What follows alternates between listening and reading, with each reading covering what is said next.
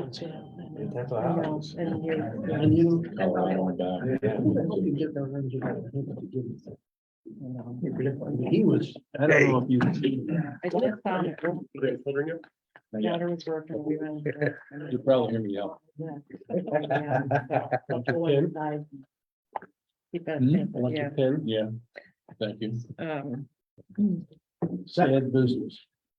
Like to call to order this meeting of the Boone County Industrial Development Agency of October 19th, 2022. Looking for a motion to approve the minutes of our September 21st, 22 board meeting. Nice looking back the minutes. Don't transfer. It's a lot easier. A lot easier. I'll make the motion. Thanks, Peter. Is there a second? Second. Thank you, Peter. Any discussion? All those in favor say aye. Aye. Any opposed? Carried. Come to the part of our agenda where we have our public comment session. Anybody wishing to speak on any matter concerning the IDA, please state your name and address for the record, and please limit your comments to 5 minutes.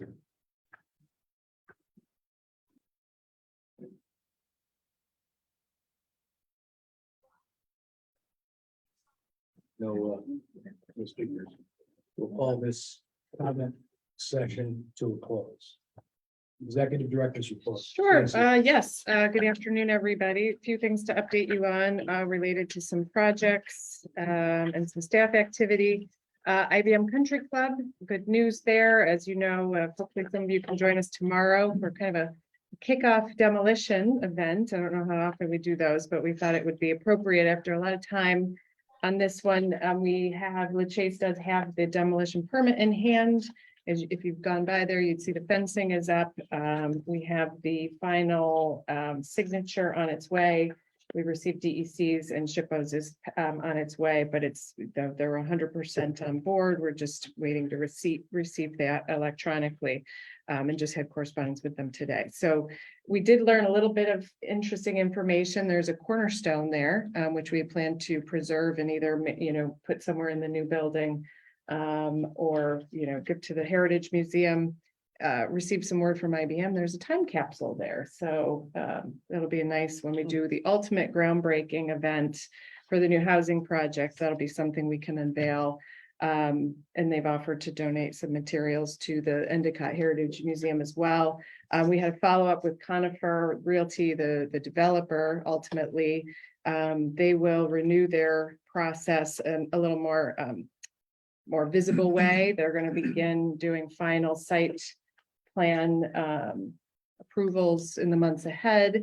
It's anticipated their application for the low-income housing tax credits will likely be spring of 2023. So one of the things we want to talk about tomorrow is we want to level set expectations. There will be a vacant site for some time as the state process for the tax credit program is a few months. So we'll make sure that we communicate that with the community, that there will be some time where you'll just see the vacant site. 59 Lester Ave is actively touring. They have model apartments up there, actively leasing. So that project, despite, the challenges with the size of that building, is moving forward very well. We hope he's doing well on leasing thus far. The FAST program, that's New York State's shovel ready site program. I did a consult call with ESD and their strategic business division.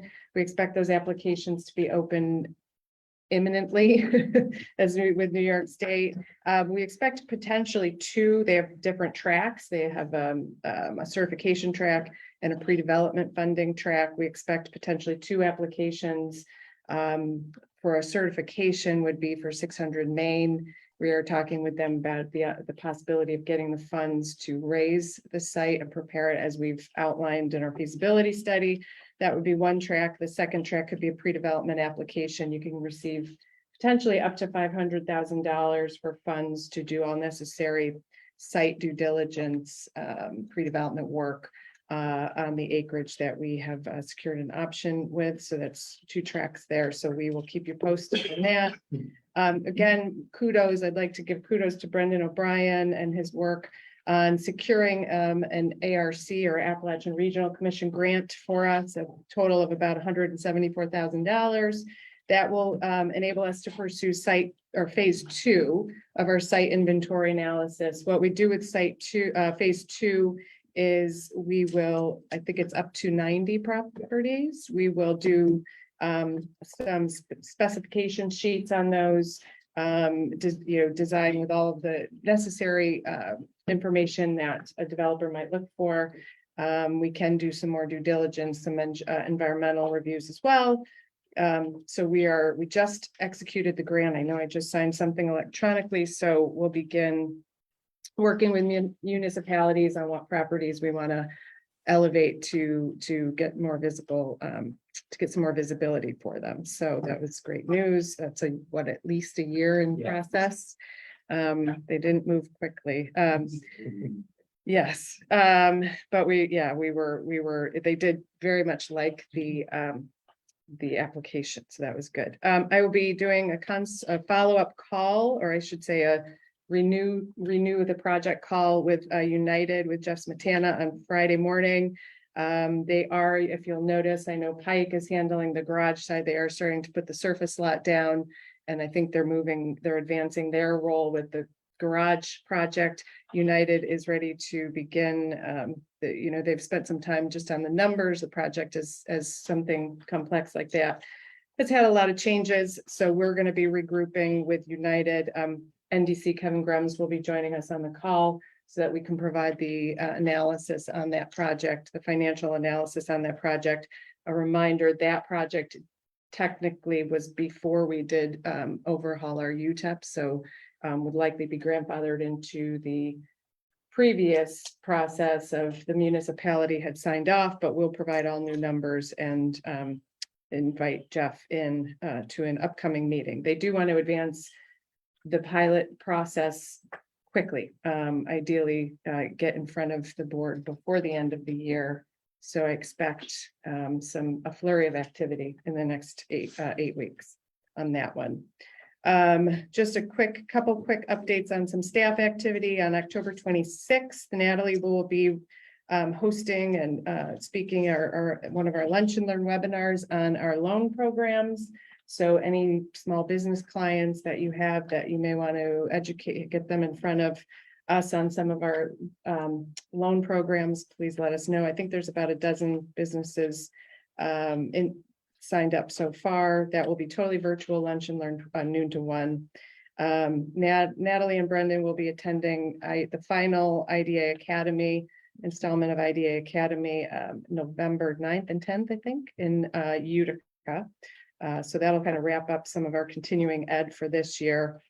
And tomorrow I'll be representing both organizations at a roundtable event at Binghamton University for the New Energy New York kickoff, if you will.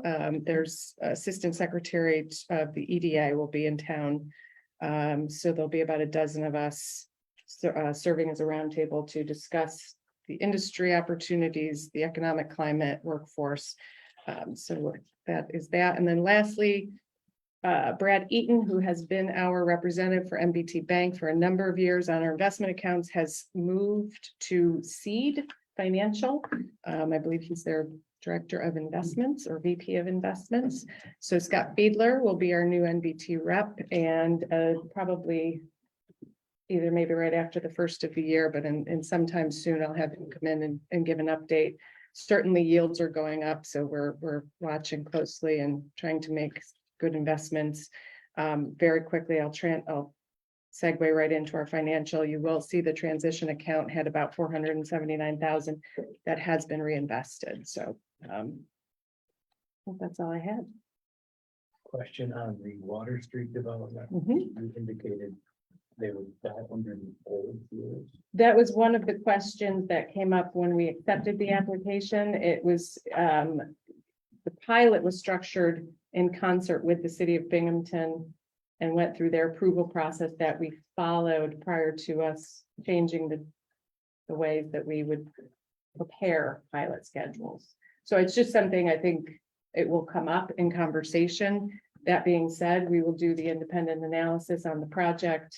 And I think just to have a dialogue on how to advance that forward. So I know that'll be a question they'll raise, the city will raise as we move this forward.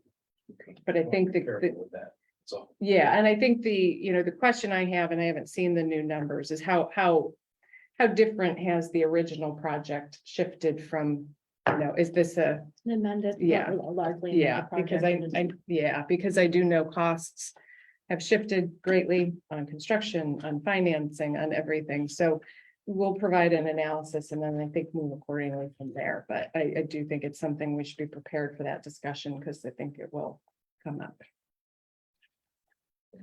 Mhm. Everyone's had a chance, I trust, to review the financial reports. Have any questions for Teresa, Stacy, open to those? All of the loan activity reports and questions from Natalie on those.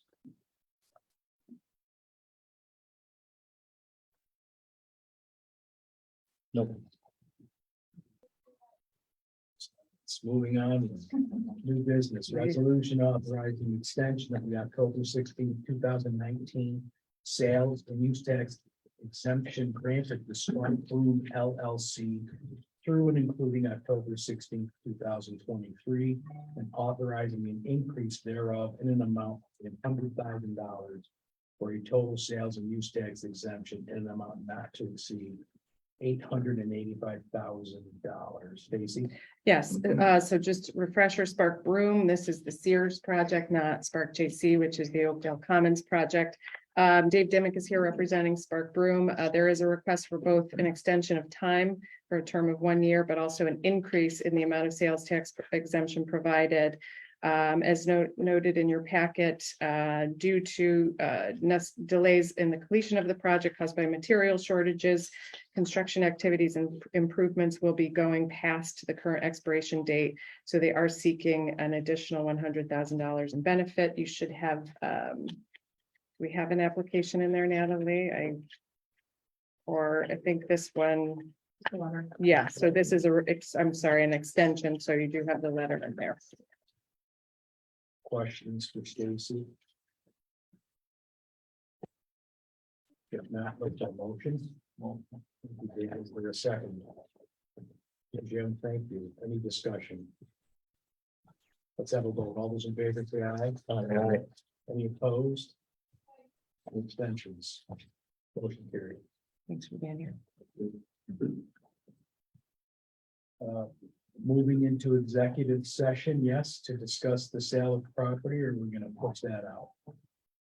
I would suggest if the board has any questions related to item 8, any questions to the overall project involved, which does have potential acquisition of property involved, that if there's questions, they should go into an executive session. So I would ask, anybody want to talk about the broad-based project specific to number 8 in executive session, or are we comfortable proceeding?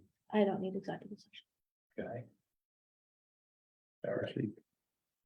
Item number 8, resolution authorizing the executive director to enter into a professional service contract with Shoemaker Consulting Engineering and Land Surveying, PPC, for the purpose of site evaluation on premises located in the town of Maine and the county of Union, Boone County, New York, with an analysis service contract amount of $27,490.50 and a full contract amount not to exceed $62,890.50.